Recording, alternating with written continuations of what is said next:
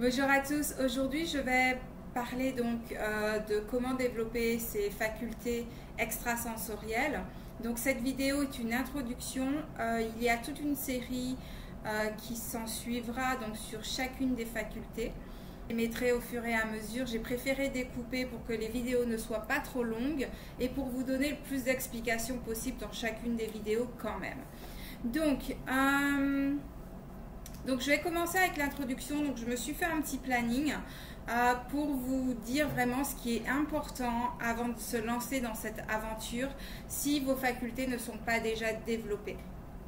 Et même si vos facultés sont développées et que vous souhaitez développer d'autres facultés, c'est vraiment important ce que je vais dire là-dedans. Donc déjà, je vais commencer par vous donner la liste de toutes les facultés, en tout cas que moi je connais. Maintenant, il y en a peut-être plus que ça. Donc, je vais commencer. Donc, il y a la clairvoyance, donc c'est voir clairement. La clairsentience, donc c'est ressentir. Moi, j'imbrique l'empathie dans la clairsentience. Il y a la clairvoyance. La clairaudience, pardon, donc c'est entendre correctement. Il y a la claire gustative, donc c'est sentir les goûts des aliments ou peu importe dans la bouche. La claire olfactive, donc c'est le ressenti donc par le nez. Ensuite, il y a le channeling.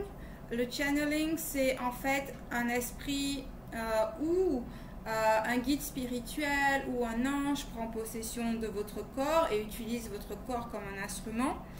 J'y placerai dans cette catégorie l'écriture automatique également. Moi personnellement, après peut-être que d'autres personnes vous diront d'autres choses, moi l'intuition je le placerai dans la claircogniscience.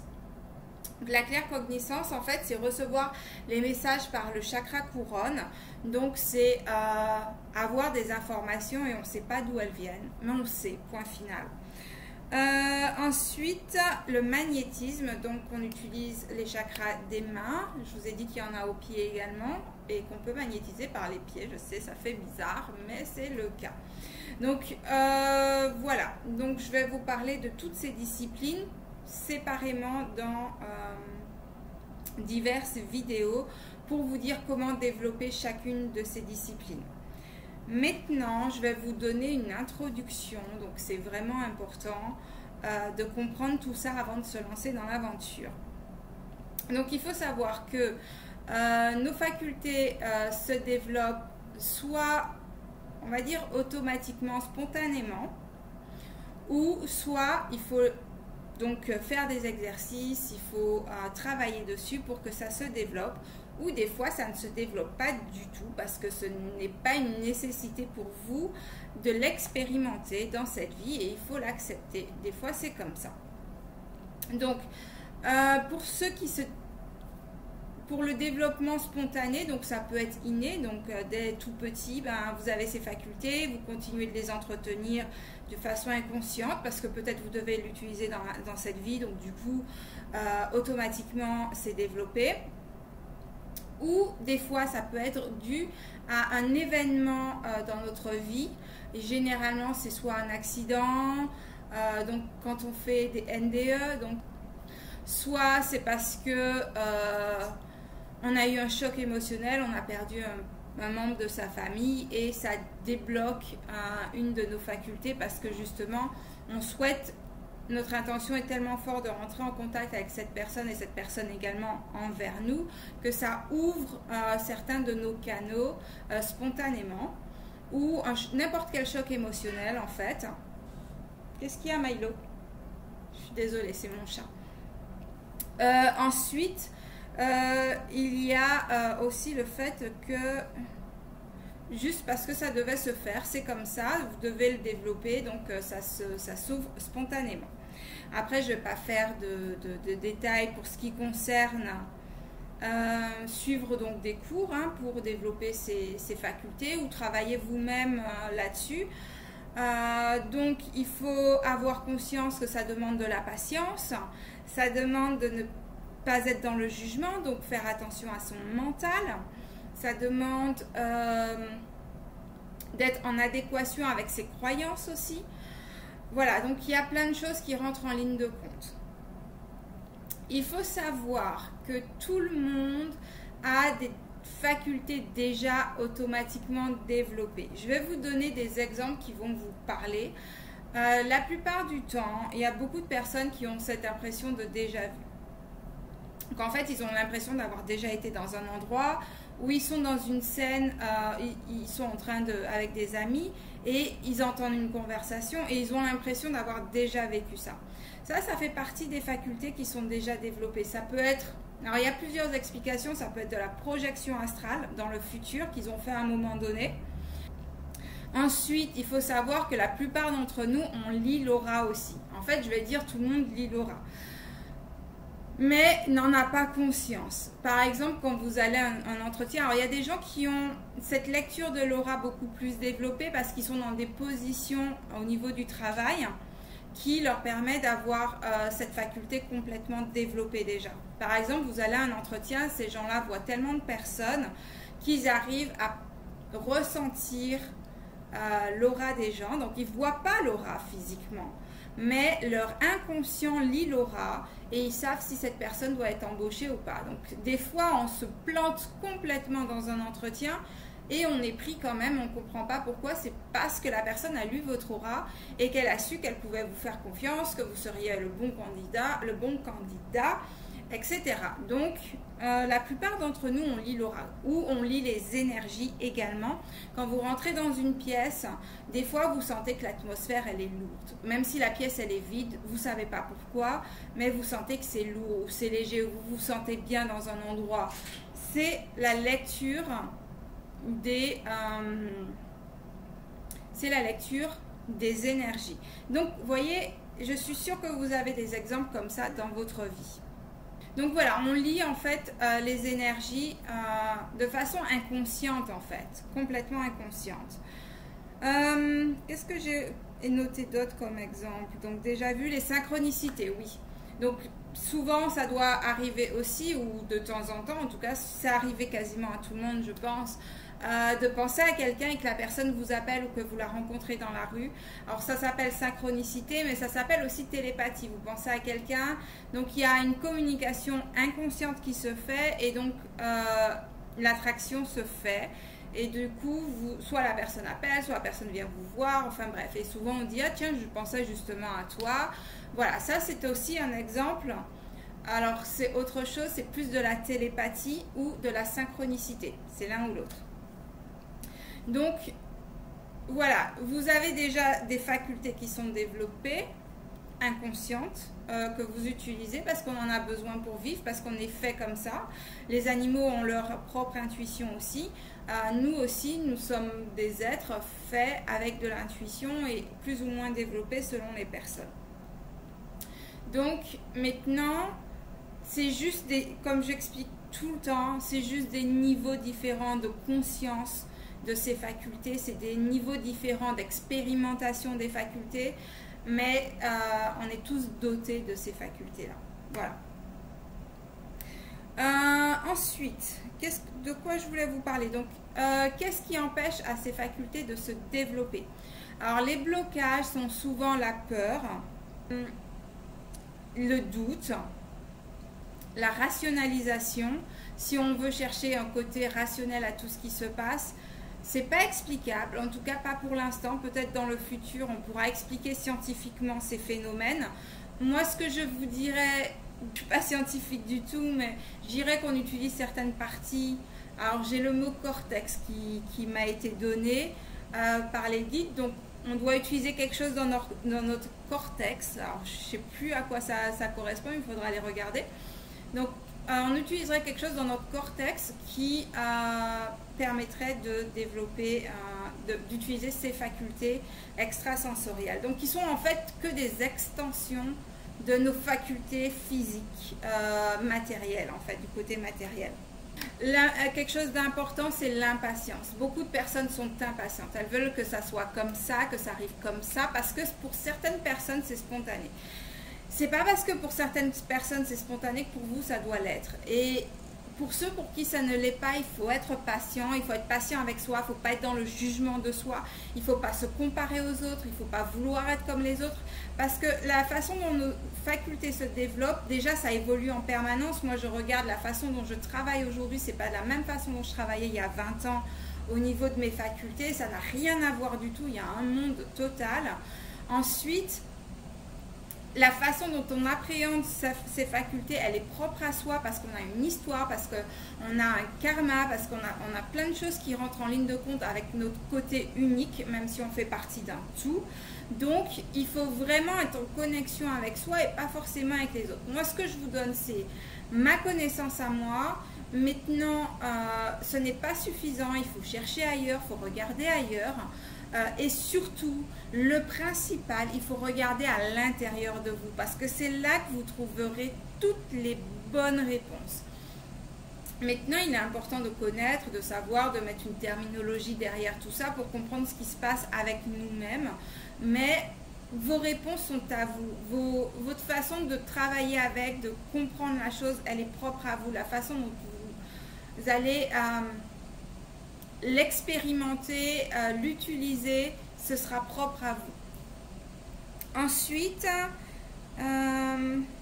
donc voilà, et puis certaines personnes, il y a certaines facultés qui ne se développeront pas, et puis c'est comme ça, et puis il faut être aussi dans l'acceptation des choses qui ne se font pas, et puis peut-être que c'est pas le bon moment, peut-être que ce sera plus tard. Moi j'ai toujours voulu faire du magnétisme par exemple, c'est arrivé plus d'une quinzaine d'années après que j'ai voulu le faire parce que c'était pas le bon moment pour moi, parce qu'il fallait pas que je l'utilise à ce moment-là, et ça s'est débloqué spontanément quelques années plus tard, et du coup quand eux ils voulaient que je le développe, moi j'en avais plus envie, jusqu'à ce que 2 ans plus tard j'ai décidé de le faire vraiment, et voilà, maintenant je l'utilise effectivement.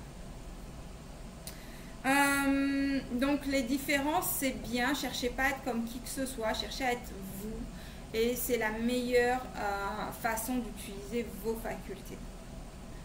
Il faut savoir également que quand on a plusieurs facultés de développer, pour le coup, les messages, on les reçoit de façon totalement aléatoire. C'est-à-dire, du coup, on se connecte beaucoup plus à... Aussi, en fait, le dialogue se fait avec l'énergie de l'entité en question. Donc, ça peut être un défunt, mais ça peut être les guides spirituels ou les maîtres ascensionnés, etc. Et du coup, la façon dont ils vont communiquer avec vous, vous ne savez pas quelle sera cette façon. Donc, c'est pour ça qu'il faut rester alerte et ouvert à recevoir un message de n'importe quelle façon.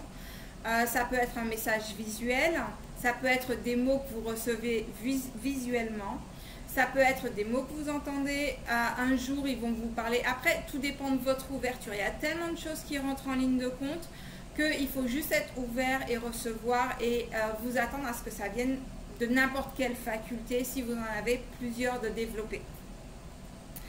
Alors, pour aller plus loin, il y a d'autres terminologies comme la télékinésie, la télépathie, la projection astrale. Donc j'en parle ici parce que je n'en parlerai pas dans d'autres vidéos de ces trois-là. Donc la télékinésie, en fait, c'est le fait de pouvoir déplacer des objets avec sa pensée. Alors moi, je n'ai jamais eu cette expérience personnellement. Maintenant, ma maman a cassé un bol. Une fois, elle était très fâchée et à distance, elle a réussi à casser un bol. Donc ça existe. Elle l'a fait qu'une fois, elle l'a jamais refait. Maintenant, elle n'a pas développé du tout ses facultés, donc ils sont à l'état vraiment latent. Ensuite, il y a la télépathie. Donc la télépathie, c'est la communication avec un esprit vivant. J'aime pas encore dire le mot vivant parce qu'en fait on est tout le temps vivant en permanence, mais quelqu'un sur terre ou quelqu'un de l'autre côté dans le monde invisible. Comme nous sommes tous des âmes, donc on peut tous communiquer les uns avec les autres. Donc même en étant sur terre, on peut communiquer d'esprit à esprit comme on peut le faire quand on n'est plus connecté sur terre. On n'est plus sur terre, pardon. Donc généralement, c'est comme la communication face à face. Donc il y a un récepteur, un émetteur. Généralement on a l'un des deux qui est beaucoup plus développé, donc soit on arrive à émettre beaucoup plus facilement, donc dans ces cas-là il est mieux d'avoir un bon récepteur, ou vice versa. Maintenant les deux peuvent se développer. Généralement on utilise, dans la télépathie, on utilise l'extension de nos 6 sens, de nos sens. On peut recevoir une image, on peut avoir une sensation, on peut entendre quelque chose, etc. Généralement, donc quand vous pensez à quelqu'un et que la personne vous appelle, c'est de la télépathie d'une certaine façon, puisque la personne a reçu votre message. Donc c'est une faculté qui se développe très facilement, donc je vais en parler ici tout de suite. Si vous voulez, donc vous trouvez un partenaire qui est dans la même pièce que vous ou non, ça peut se faire par téléphone, par Skype ou peu importe. Vous prenez des choses simples, vous prenez par exemple un jeu de cartes et donc il y a une personne qui regarde le jeu de cartes ou une image ou peu importe. Le mieux c'est peut-être qu'il y ait un côté émotionnel, comme ça la personne qui regarde l'image arrive à s'immerger dans des émotions et donc du coup vous pouvez percevoir. Après il faut être gentil avec vous-même et vous dire que, par exemple, imaginons que c'est une plage ensoleillée avec des cocotiers. Et que la personne qui regarde cette image, elle a ses émotions qui montent et elle s'imagine sur la plage, etc. Donc ça aide et elle imagine qu'elle transmet cette image. Donc il faut vraiment qu'elle visualise, qu'elle regarde l'image, qu'elle imagine un tunnel et que dans ce tunnel l'image passe et qu'elle imagine son partenaire en face et que l'image arrive au cerveau de son partenaire. Et la personne de l'autre côté peut par exemple ressentir de la chaleur, elle a son corps qui devient beaucoup plus chaud.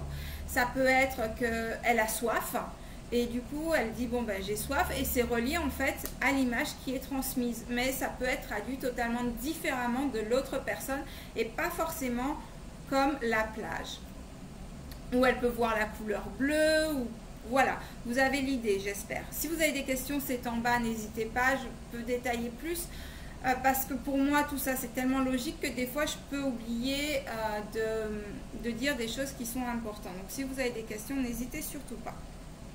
Donc, ça, c'est pour la télépathie. Donc, ça, je l'ai testé, j'ai fait l'exercice que je viens de vous donner, ça marche très bien. Plus vous pratiquez et plus ça devient facile. Maintenant, la projection astrale. Donc, comme je vous disais déjà dans de précédentes vidéos, on peut faire des sorties astrales, donc en dormant, mais on peut le faire quand on est éveillé également.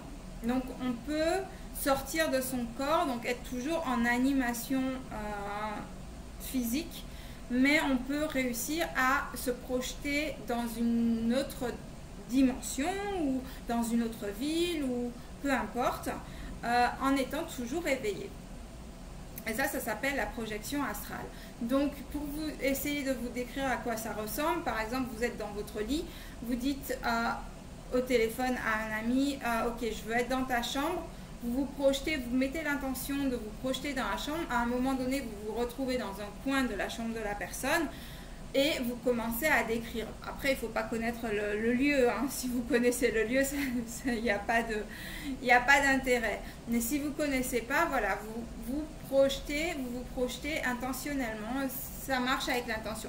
Je ne peux pas vous donner plus de détails, c'est des choses que je fais spontanément et je ne sais pas encore pour l'instant, en tout cas, comment l'expliquer de façon à ce que les gens puissent le développer. Il faut le faire avec une bonne intention. Si c'est juste pour s'amuser, par curiosité ou pour montrer aux gens que vous savez le faire, ça ne va pas marcher. Il faut vraiment être centré sur le cœur, c'est vraiment très important. C'est pour aider les autres et pour vous aider vous-même. C'est pas que pour les autres, c'est pour soi aussi. Pour le bien. Voilà, il faut savoir que de toutes les façons, si vous l'utilisez pour faire le mal, il vous reviendra en 10 fois pire. Donc, vaut mieux éviter ce genre de choses. Ça s'appelle la loi de la cause à effet. Donc, elle existe et elle est inviolable. Donc, utilisez toujours vos facultés pour le meilleur pour tout le monde et pour vous-même. Il faut développer ces facultés en fonction de ce que l'on a déjà de plus développé chez nous sur un plan terrestre. Par exemple, posez-vous la question, Est-ce que je suis plus visuel, auditif? Est-ce que vous préférez écrire? Est-ce que votre odorat est beaucoup plus développé? Est-ce que votre sens, le goût est plus développé? Est-ce que vous êtes quelqu'un d'émotionnel? Est-ce que votre mémoire est plus émotionnelle que auditive ou visuelle? Observez-vous physiquement déjà sur le plan terrestre. Si vous trouvez quels sont vos sens les plus développés maintenant, c'est sur ce sens-là que vous devrez travailler plus tard d'abord. Parce que c'est ce sens-là qui va être beaucoup plus palpable pour vous et beaucoup plus facile à développer. Donc, est-ce que vous êtes quelqu'un qui aimait toucher les autres, qui aimait faire des massages? Est-ce que vous préférez plutôt écouter de la musique et que vous arrivez à distinguer les différentes, la basse, etc. dans un son musical? Voilà, posez-vous ces questions-là. Quel est mon sens le plus développé à l'heure actuelle? Est-ce que j'en ai un? Est-ce que j'en ai deux? Voilà, si vous arrivez à répondre à cette question, je vous recommande de regarder uniquement la vidéo qui vous permet de vous connecter à cette faculté-là. Ça ne sert à rien de s'embrouiller la tête avec d'autres choses. Il faut faire les choses petit à petit. Maintenant, c'est vrai qu'on est dans une période où l'éveil spirituel est vraiment très actif. Donc, il y a beaucoup de personnes où les guides travaillent sur leurs chakras. Et il y a donc plusieurs chakras qui s'ouvrent, qui s'épanouissent vraiment de façon spontanée. Donc, dans ces cas-là, si vous avez plusieurs, vous ressentez déjà ou que vous avez déjà comment dirais-je, des facultés développées, etc. Bon, ben, vous faites pour le mieux pour vous, mais ne vous en mettez pas trop dans la tête d'un coup. Et surtout, ne vous mettez aucune pression parce qu'il n'y a pas besoin de pression pour ça. Je vous souhaite une bonne fin de journée. Je vous dis à bientôt. Bye bye.